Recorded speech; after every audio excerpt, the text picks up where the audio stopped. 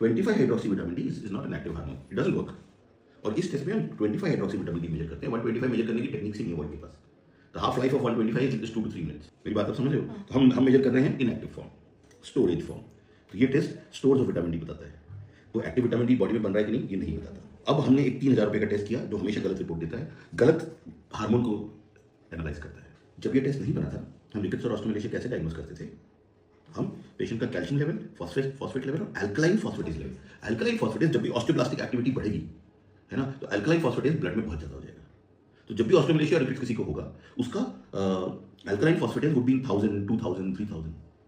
ठीक है, तो अगर आपका ऑस्टियोमेलेशिया है तो we should get an LFT done. LFT में अल्कलाइन फॉस्फेटेज होता है। बॉडी को आपकी फिंगर से दुश्मनी है कि विटामिन डी कम होगा, केवल फिंगर में कम होगा। Vitamin D deficiency will cause pain and symptoms in every bone of your body. It can not be a selective deficiency.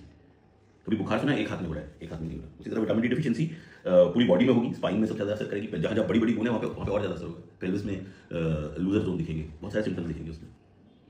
समझे मेरी बात? It is not vitamin D deficiency, to me it's just cold. और हमें अगर ये symptom आगे और रहते हैं तो एक anti CRP just for a base line, ये लास्ट के 4 में नॉर्मल एक anti CCP is specific for rheumatoid arthritis. ठीक है, और एक ANA अगर एटिपिकल आपको कुछ आर्थराइटिस हो रहा हो तो हमें इससे थोड़ा आइडिया मिलेगा। बट मेरे हिसाब से कुछ भी आप, we are not dealing with any disease, neither osteomalacia. Osteomalacia तो दूर दूर तक नहीं। ऑस्टियोमेलेशिया में कभी जॉइंट पेन नहीं होता। Osteomalacia is a disease of the bones, rheumatoid arthritis is a disease of the joint. ठीक है, दोनों एकदम अपोजिट वो है। रूमेटॉइड वाले को केवल यहाँ पेन होता है, शोल्डर में पेन होता है, नेक में पेन होता है। ऑस्टियोमेलेशिया वाले को बोन पेन होते हैं। तो दोनों के सिम्टम ही एकदम अलग है, दोनों के DD में आते नहीं एक दूसरे के, आ ही नहीं सकते। ठीक है, मेरा व्हाट्सएप नंबर इस पे है, मुझे बताना कि आप